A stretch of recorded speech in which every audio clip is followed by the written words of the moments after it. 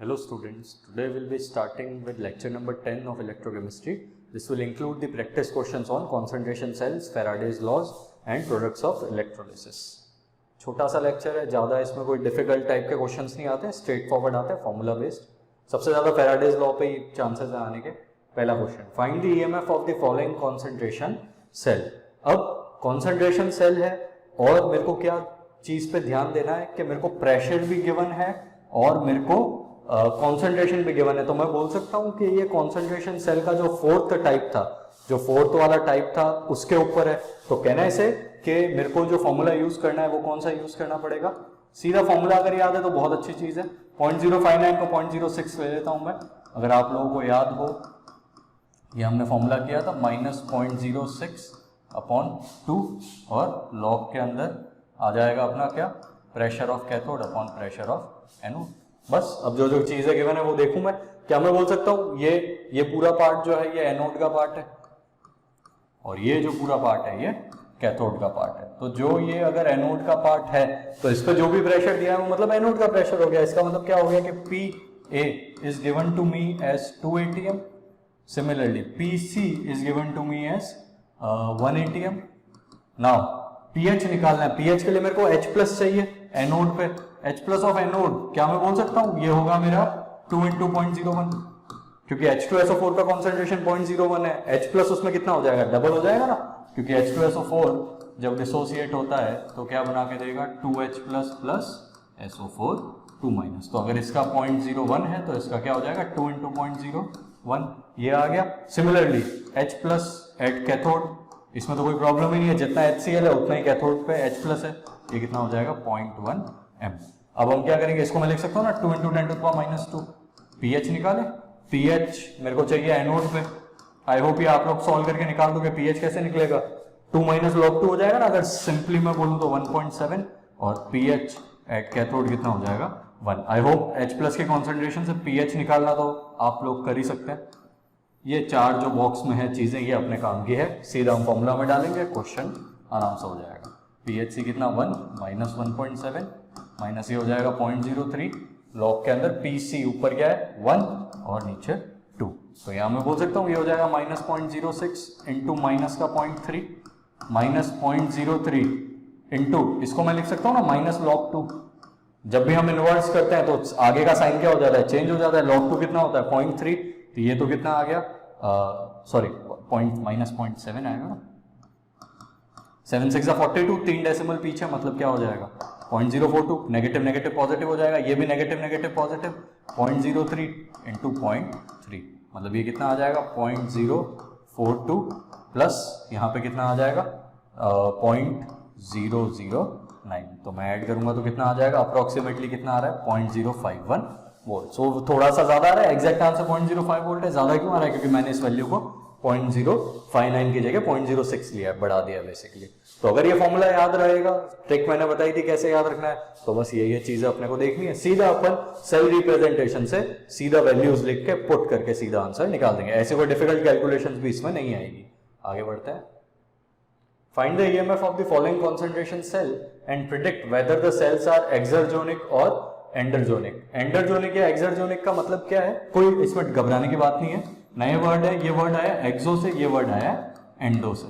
ठीक है. एक्सोथर्मिक जो भी रिएक्शंस होती है वो जनरली क्या होती है, स्पॉन्टेनियस. तो एक्सर्जोनिक का दूसरा मीनिंग क्या होता है, स्पॉन्टेनियस. और एंडरजोनिक का क्या होता है, नॉन स्पॉन्टेनियस. तो ये तो अपने को पता पड़ जाए ना कि अगर ई सेल पॉजिटिव है तो रिएक्शन क्या होगा, स्पॉन्टेनियस. और अगर ई सेल नेगेटिव आता है तो रिएक्शन क्या हो जाएगा, नॉन स्पॉन्टेनियस. ई सेल कैसे निकालेंगे, जैसे पिछले केस में निकाला था वैसे ही निकालेंगे. फर्स्ट पार्ट डायरेक्टली लिख रहा हूं मैं, ध्यान देना. फर्स्ट तो चलो इजी है, ये सारा एनोड का पार्ट है. तो कहना है इसे कि pressure at anode is 1 atm. Similarly pressure at cathode is also 1 atm. फिर concentration of H+ at anode is 10⁻⁶. This implies what, pH कितना आ जाएगा एनोड पे 6 और H+ का कॉन्सेंट्रेशन एट कैथोड इज 10⁻⁴. मतलब pH एट कैथोड कितना आ जाएगा 4. क्या मैं बोल सकता हूं दोनों प्रेशर की वैल्यू सेम है, तो लॉग के अंदर तो क्या आ जाएगा 1 आ जाएगा. log 1 कितना होता है 0. तो सिर्फ जो फर्स्ट टर्म है वो मेरा काम का है. फर्स्ट टर्म क्या है -0.06 PHC - PH ए। सेकंड वाला टर्म तो क्या हो जाएगा, माइनस यहाँ पे लगा के अगर मैं लिख देता हूँ एक बार ताकि तुम लोगों को कंफ्यूजन नहीं रहे। 0.06/2 लॉग में ऊपर क्या आ जाएगा 1, नीचे भी क्या आएगा 1, तो log 1 तो 0 हो गया, तो ये टर्म तो 0 हो जाएगा, सिर्फ ये बचा -0.06। pH कैथोड पे कितना है 4 -6, तो कितना आ गया -0.06 इंटू -2, इट इज प्लस का 0.12 वोल्ट्स।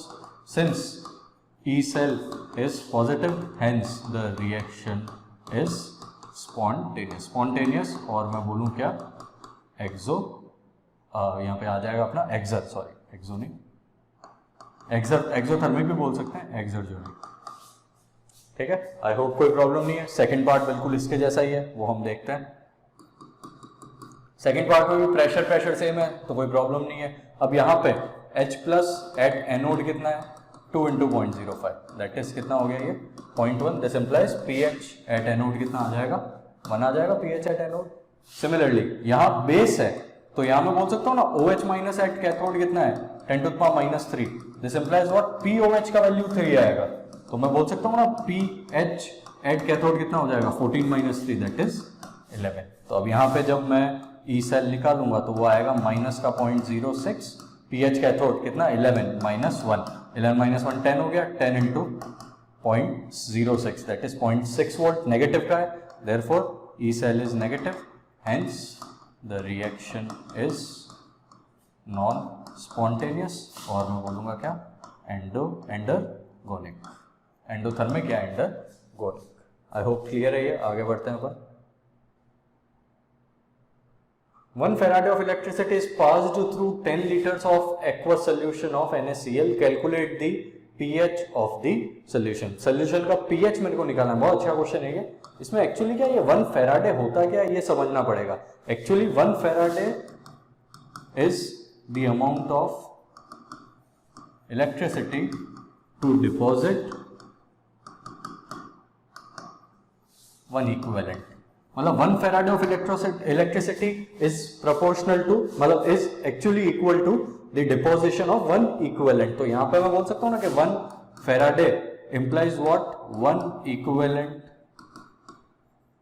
of OH-। अब आप बोलोगे कि OH- कहाँ से आया, तो उसके लिए मेरे को जाना पड़ेगा किसमें एक्वस सोल्यूशन ऑफ NaCl में। इसके मेरे को क्या करने पड़ेंगे प्रोडक्ट्स ऑफ इलेक्ट्रोलिसिस याद करने पड़ेंगे। H2 और Cl2 बना था ना, और हमने बोला था ना कि द मीडियम बिकम्स अल्कलाइन, क्योंकि दोनों जब ऐड होते हैं तो अल्कलाइन बना के देते हैं, याद है ना, ये वाला रिएक्शन हो रहा था उसमें 2H2O gives H2 + OH-। एक तो ये वाला रिएक्शन था, और यहाँ बैलेंस कर देते हैं अपन इसको, ये 2 आ जाएगा, 2 इलेक्ट्रॉन्स आ जाएंगे। और जो एनोड पे रिएक्शन हो रहा था वो कौन सा हो रहा था, Cl- will give half Cl2 plus electron, 2 से मल्टीप्लाई कर देते हैं इसको, तो वो भी प्रॉब्लम खत्म हो जाएगा। 2Cl- और 2 इलेक्ट्रॉन, दोनों को अगर मैं ऐड करूंगा तो रिएक्शन क्या बन रहा है 2H2O + 2Cl- gives H2 + Cl2 + 2OH-। तो इसको अगर मैं डिटेल में लिखूं बेसिकली तो इस तरीके से देखो, इसको हम ऐसे लिख सकते हैं ना कि 1 Farad इलेक्ट्रिसिटी एक्वस सॉल्यूशन में पास हुई, तो दिस इंप्लाइज व्हाट कितना इक्विवेलेंट होगा 1 इक्विवेलेंट ऑफ Cl-, और वो किसके बराबर होगा 1 इक्विवेलेंट ऑफ, मतलब Cl- लिखो या H2O लिखो, एक ही बात है, क्योंकि यहाँ सबका स्टोइकियोमेट्रिक कोएफिशिएंट तीनों क्या क्या है सेम। तो अगर इसके 2 हैं तो यहाँ पे भी 2 है, तो ये 1 होगा तो वो भी 1 होगा। तो यहाँ मैं बोल सकता हूँ ना OH- के इक्विवेलेंट्स कितने हो गए 1। तो OH- का कॉन्सेंट्रेशन क्या हो जाएगा नॉर्मेलिटी की टर्म्स में, क्या हो जाएगा कॉन्सेंट्रेशन, मतलब 1/1 इक्विवेलेंट या 1 मोल, एक ही बात है। वॉल्यूम कितना है 10, कितना आ गया ये 0.1। सो कहने से कि जो POH है वो कितना आ जाएगा 1, बट मेरे से तो क्वेश्चन में pH पूछा है, आंसर क्या हो जाएगा 30, तो आंसर इज 30। आगे बढ़ते हैं। A solution of copper sulfate is electrolyzed for 10 minutes with a current of 1.5 ampere. What is the mass of copper deposited at the cathode? I think straightforward question है। First law of electrolysis पे Faraday's law, ZQ होता है, Z का formula क्या होता है, equivalent weight किसका आएगा इस केस में, इक्विवेलेंट वेट ऑफ जो भी डिपॉजिट हुआ है कॉपर, यहाँ पे W ऑफ कॉपर आ जाएगा, अपॉन नीचे क्या आता है 96500 इनटू Q क्या होता है I × T, I कितना है 1.5, लेकिन टाइम पीरियड किसमें होना चाहिए, मैंने पहले ही बताया था SI में होना चाहिए, मतलब सेकंड्स में होना चाहिए, मिनट्स में क्या कर देंगे 6 से मल्टीप्लाई कर देंगे। इक्विवेलेंट वेट ऑफ कॉपर क्या होता है 63.5। अच्छा, कॉपर सल्फेट का फॉर्मूला CuSO4 है ना, CuSO4 को मैं Cu2+ लिख सकता हूँ, Cu2+ कॉपर में कन्वर्ट होगा तो कितने इलेक्ट्रॉन्स आएंगे? 2। तो वैलेंसी फैक्टर कॉपर का कितना हो गया? 2। ये हो गया ना इक्विवेलेंट वेट, मतलब मॉलिक्यूलर वेट या एटॉमिक वेट 63.5 होता है कॉपर का upon valency factor into 96500 into ये कितना आ जाएगा 60 इंटू 1.5 दैट इज 900। इसको सॉल्व करोगे तो कैंसिल आउट हो गया। इतनी डिफिकल्ट कैलकुलेशन नहीं है, सब कुछ कैंसिल आउट होगा, आंसर 0.3 के आसपास आ जाएगा। आई होप ये भी क्लियर है। आगे बढ़ते हैं। In the electrolysis of 7.2 liter aqueous solution of copper sulfate, a current of 9.65 ampere is passed for 2 hours. First part, calculate the weight of copper deposited at cathode. बहुत अच्छा question है ये, पूरे लेक्चर का सबसे अच्छा क्वेश्चन है, but basic पे है, बिल्कुल कुछ नहीं है। 1 by 1 अपन चलो कर लेते हैं, फिर पढ़ेंगे आगे का question. Calculate the weight of copper deposited at cathode. ये तो सीधा है, ये जैसे जो पिछला वाला क्वेश्चन किया था सीधा मैं डायरेक्टली लिखता हूँ ऑन 96500 इंटू 9.65 इंटू 2 इंटू 3600 हो जाएगा। ठीक है, आई थिंक सॉल्विंग पार्ट खुद देख रहे हो कितना इजी हो जाएगा। सिर्फ ये 63.5 को 18 से 36 से मल्टीप्लाई करना पड़ेगा, बाकी और कुछ नहीं आएगा। तो अप्रोक्सीमेटली जो अपना आंसर लिखा हुआ है वो लिख देते हैं, 22.86 ग्राम आ गया। अब मेन आता है सेकंड क्वेश्चन। सेकंड क्वेश्चन बहुत अच्छा है, ए पार्ट तो इजी था। Calculate the volume of oxygen produced at anode at 300 kelvin and 1 atm pressure. एक चीज तो मेरे को पता पड़ती है कि प्रेशर और टेम्परेचर दिया है, वॉल्यूम निकालना है तो मेरे को रिलेशन तो ये लगाना पड़ेगा PV इक्वल्स टू nRT। ठीक है, अब P तो मेरे को दिया हुआ है 1 atm, वॉल्यूम मेरे को निकालना है। नंबर ऑफ मोल्स क्या होंगे? Mass of oxygen upon molecular mass, obviously oxygen का मॉलिक्यूलर मास लेना है 32 इंटू ये हो जाएगा 0.0821 इंटू ये हो जाएगा सॉरी यहाँ पे टेम्परेचर कितना दिया हुआ है 300। बात कितनी रह गई? सिर्फ इसको निकालने की। अब ये क्वेश्चन अच्छा क्यों? क्योंकि इसमें फर्स्ट लॉ के साथ साथ सेकंड लॉ भी लगा है। क्या मैं बोल सकता हूं कि अगर मेरे को इसका वेट निकालना है तो वेट निकालने के लिए मेरे पास दोनों ही लॉस थे, पर वेट निकालने के लिए एक चीज होनी बहुत जरूरी है कि कितना इलेक्ट्रिसिटी पास किया। अगर फर्स्ट लॉ मेरे को लगाना है तो क्या मेरे को ऑक्सीजन के लिए बोला है कितना इलेक्ट्रिसिटी पास किया है? नहीं। अगर हम ये माने कि सेम इलेक्ट्रिसिटी जो इतना पास किया उतना का उतना इसमें पास किया होगा, ऐसा ही होता है एक्चुअली। जितना भी इलेक्ट्रिसिटी हम कॉपर सल्फेट को पास करेंगे उसी की वजह से तो ऑक्सीजन प्रोड्यूस हो रहा है। तो सेम क्वांटिटी ऑफ इलेक्ट्रिसिटी अगर होता है तो मेरे को क्या लगाना है? Faraday's second law. Faraday's second law की हेल्प से मैं ये लिख सकता हूँ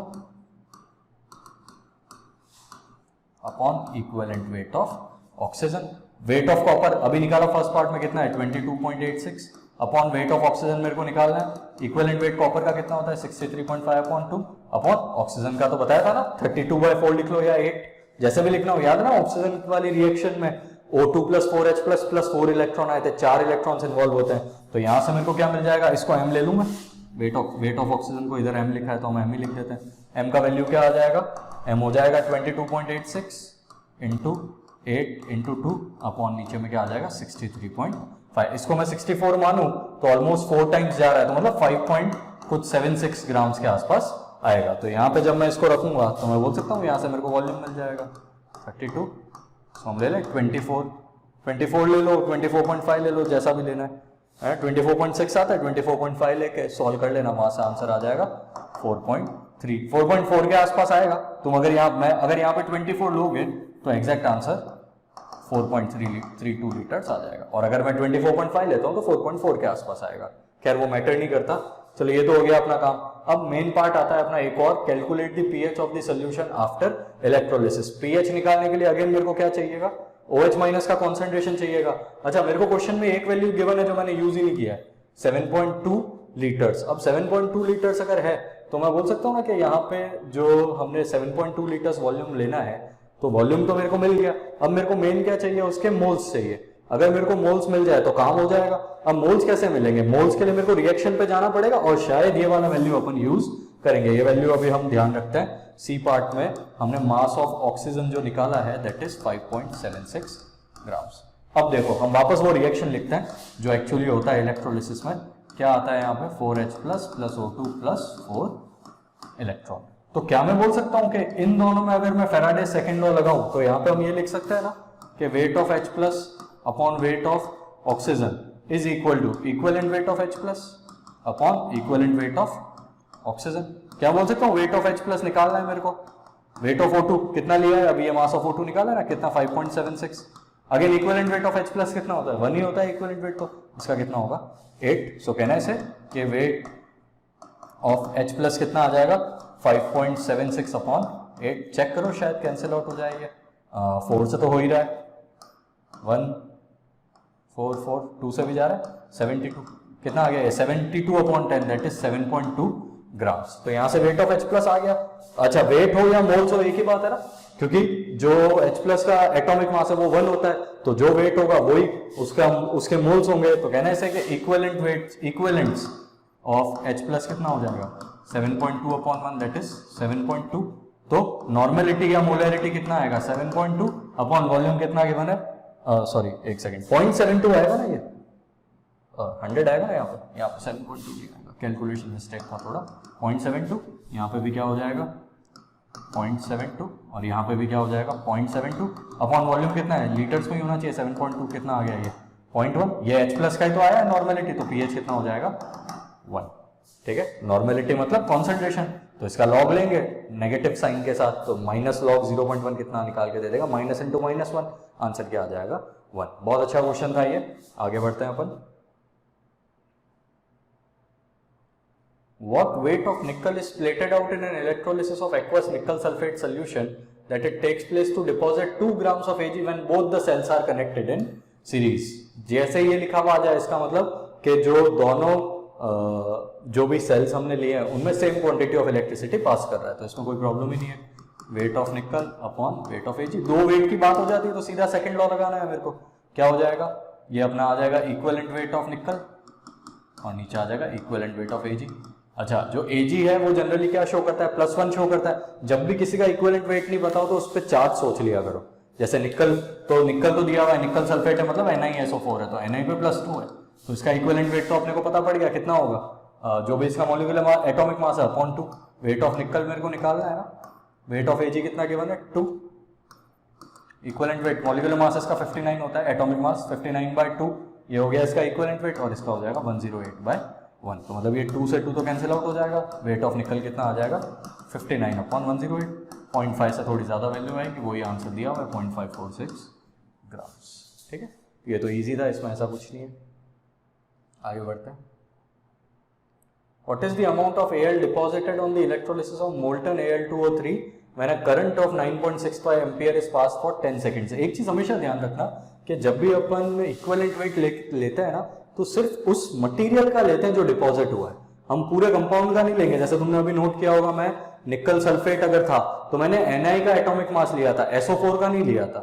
डिपोजिशन किसका हुआ था, निकल का। सेम यहाँ पे भी डिपोजिशन किसका हुआ है, एल्यूमिनियम का। तो मेरे को सिर्फ एल्यूमिनियम का एटॉमिक वेट लेना है, उसमें कोई प्रॉब्लम नहीं है, एल्यूमिनियम का एटॉमिक वेट लेना है। अगर मॉलिक्यूलर वेट लोगे तो वैलेंसी फैक्टर को भी डबल करना पड़ेगा, तो एटॉमिक वेट ही लो। तो इसका मैं बोल सकता हूँ ना, वेट ऑफ एल्यूमिनियम कितना हो जाएगा, एटॉमिक वेट 27, वैलेंसी फैक्टर जो इस पर चार्ज होता है 3 अपॉन 96500। ये तो हो गया तुम्हारा electrochemical equivalent Z into IT 9.65 into 10। I hope कोई प्रॉब्लम आना नहीं चाहिए।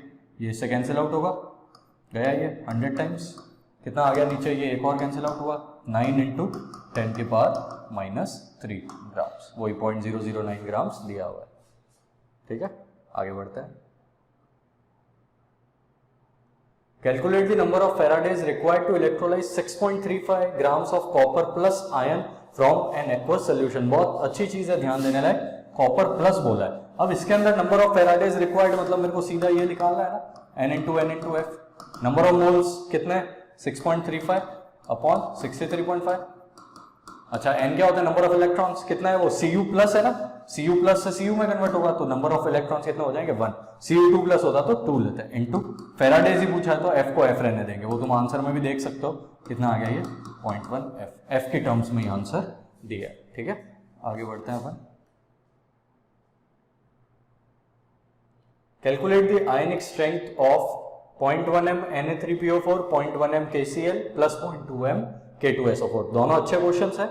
अब एक चीज मैं आप लोगों को याद दिला दूं कि आयनिक स्ट्रेंथ का जो फॉर्मूला था वो क्या था, summation of half into CiZi²। C बताता था कॉन्सेंट्रेशन और Z बताता था चार्ज ऑन वन आयन, जिसमें हम उसका क्या लेते थे, विद साइन। ये भी ध्यान रखना, साइन के साथ हम चार्ज लेते थे। मतलब ऐसा नहीं है कि माइनस है तो उसको पॉजिटिव ले लेंगे, वैलेंसी इसलिए नहीं बोलता हूं मैं उसको। तो अभी यहाँ पे Na3PO4 है, सबसे पहले तो तरीका फिक्स है, वो तरीका ध्यान रखो। क्या बना के देगा ये 3Na+ + PO4 3 माइनस कितना दिया हुआ, ये 0.1 है, ये कितना हो जाएगा 0.3 हो जाएगा, और ये कितना हो जाएगा 0.1 एम ही रहेगा। So using the formula ionic strength is equal to, half बाहर ले लो, समेशन के अंदर का कोई पॉइंट नहीं है, summation of CiZi square, Ci मतलब कॉन्सेंट्रेशन, Na+ का कितना है 0.3, एक आयन पे Na+ पे कितना चार्ज है, एक आयन Na+ पे +1 चार्ज है, तो इंटू +1 का स्क्वायर है ना, प्लस समेशन मतलब प्लस हो जाएगा, PO4 3 माइनस में कितना कॉन्सेंट्रेशन है 0.1, एक PO4 पे कितना चार्ज है -3, साथ में क्या हो जाएगा -3, स्क्वायर वगैरह स्क्वायर आ जाएगा यहाँ पे भी, कितना हो जाएगा ये हाफ इंटू 0.3 प्लस ये कितना हो जाएगा 3 का स्क्वायर हो गया 9, माइनस का पॉजिटिव हो जाएगा, वो हमेशा हमेशा पॉजिटिव होगा ही होगा, इसीलिए यहाँ पे वैलेंसी अपन उस केस में बोल सकते हैं कि मैं विद साइन लेना प्रेफर करता हूँ हमेशा, बट अगर विदाउट साइन भी तुम लेते हो तो प्रॉब्लम नहीं आएगा, आंसर में कभी फर्क नहीं आएगा, क्योंकि फाइनली तो तुम क्या करने वाले हो, स्क्वायर करने वाले हो, तो कोई प्रॉब्लम नहीं है। 9 इंटू 0.1 कितना हो गया 0.9, ये आ गया 1.2/2 दैट इज 0.6 m, ठीक है। स्ट्रेंथ बताता है ये बेसिकली, आयनिक स्ट्रेंथ क्या बताता है, इलेक्ट्रिक फील्ड सोल्यूशन में जब इलेक्ट्रिक फील्ड पास की जाए तो आयंस की स्ट्रेंथ बताएगा। सेकंड पार्ट पे चलते हैं, सेकंड पार्ट थोड़ा बेटर है क्योंकि कॉमन आयन है, इसमें कॉमन आयन है तो कोई प्रॉब्लम नहीं है। KCl को लिख दो पहले अलग से, K+ और Cl-, और फिर K2SO4 को लिख दो, क्या बना के दे देगा वो 2K+ plus SO4 2- KCl 0.1 given है तो ये भी 0.1 होगा, ये भी 0.1, K2SO4 0.2 गिवन है, ये 0.4 हो जाएगा, और ये कितना हो जाएगा 0.2। अब जो आयंस है ना उनको अलग अलग करके एक बार मतलब कंबाइन करके लिख दो, तो K+ का टोटल कॉन्सेंट्रेशन कितना हो गया, जो कॉमन आयन होता है ना उसका सिंपली बस इस तरीके से निकालना है, और कुछ नया नहीं है, ये एक स्टेप ऐड हो जाएगा। जो कॉमन आयन है उसका यहाँ 0.1 है, यहाँ टोटल K+ कितना है 0.4, तो दोनों का ओवरऑल कितना हो गया 0.5, तो प्रॉब्लम नहीं आएगा। फिर Cl- का है एक तीसरा आयन है अपना, और तीसरा कौन सा है SO4 2-, इसका कितना है 0.2। Basically there are 3 ions this time, ionic strength is equal to half into पहले K+ का लेते हैं 0.5 आ गया, इंटू चार्ज उस पर कितना होता है +1 का स्क्वायर। हमेशा मैं पॉजिटिव नेगेटिव साइन लिख रहा हूँ ताकि तुम लोगों को आइडिया रहे, गड़बड़ नहीं हो जाए कुछ। Cl पे कितना है 0.1 है, इंटू -1 का स्क्वायर, SO4 कितना है 0.2 है, इंटू -2 का स्क्वायर, कितना आता है ये हाफ इंटू, ये हो गया 0.5, ये हो गया 0.1, और ये हो गया 4 इंटू 0.2 दैट इज 0.8, 0.1 हो गया 0.9 प्लस 0.5 1.4/2 दैट इज 0.7 m, ठीक है। तो आई होप ये जो सारा पार्ट था ये आपको क्लियर होता है, इसमें कोई प्रॉब्लम आना नहीं चाहिए, इजी क्वेश्चन ही थे 1-2 को छोड़ के। तो यहाँ अपना ये लेक्चर खत्म होता है, इसके बेसिस पे आपको जो DPP3 है वो मिल जाएगा, उसमें आपकी जो भी प्रैक्टिस है वो हो जाएगी। बोर्ड्स लेवल पे भी इसमें NCERT में काफ़ी अच्छे क्वेश्चंस हैं, फैराडेज लॉ पे खासकर, तो वो सारे आप क्वेश्चंस प्रैक्टिस करेंगे तो सिंपल है, मतलब कंपैरेटिवली सिंपल है, ना कैलकुलेशंस इतनी टिपिकल आती है, ठीक है। Thank you.